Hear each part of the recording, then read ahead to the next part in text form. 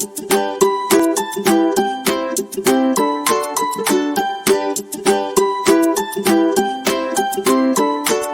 అడవిలో 4 ఆవులు ఉండేవి. అవి ఎప్పుడూ కలిసికట్టుగా ఉండేవి. ఎప్పుడూ కలిసే మేతకు వెళ్ళేవి. అలాగే ఏవైనా క్రూర మృగాలు వాటిపై దాడి చేయడానికి వస్తే అన్నీ కలిసికట్టుగా ఉండి మృగాల నుండి తమను తాము రక్షించుకుంటూ ఉండేవి. ఒకరోజు అడవిలో ఉన్న ఒక పులి ఆ ఆవుల్ని చూసి వీటిని ఎలా అయినా పట్టుకుని తినాలి అనుకుంది. కానీ ఆవులన్నీ కలిసికట్టుగా ఉండడం వల్ల పులి వాటిని పట్టుకోవడంలో విఫలమైంది. ఒకరోజు ఆవులన్నీ కలిసి మాట్లాడుకుంటుంటే వాటి మధ్యలో ఒక వాదన వచ్చింది. క్రూరమృగాలు నన్ను చూసి మిగిలిన ఆవుల్ని ఏమీ చేయడం లేదు అని ఒక ఆవు అంది. ఇంకో ఆవు లేదు, నన్ను చూసే మనల్ని ఏమీ చేయడం లేదు అని అంది.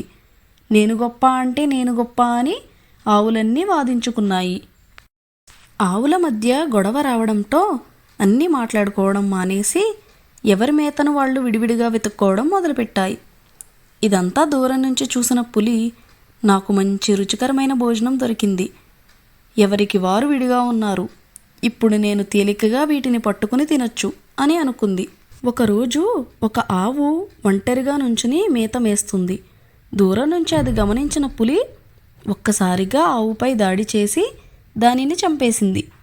మిగిలిన ఆవులు ఇదంతా చూసినా కూడా ఏ ఒక్కటి కూడా పులిని అడ్డుకోలేదు.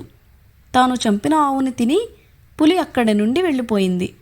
అప్పుడు మిగిలిన ఆవులు చాలా బాధపడ్డాయి. మనమంతా కలిసే ఉంటే పులి మనల్ని ఏమీ చేయలేకపోయేది, కానీ మనమే విడిపోయి తప్పు చేశామనుకున్నాయి. మనం ఇంకెప్పుడూ వాదులాడుకోవద్దు అని ఒకదానితో ఒకటి చెప్పుకున్నాయి.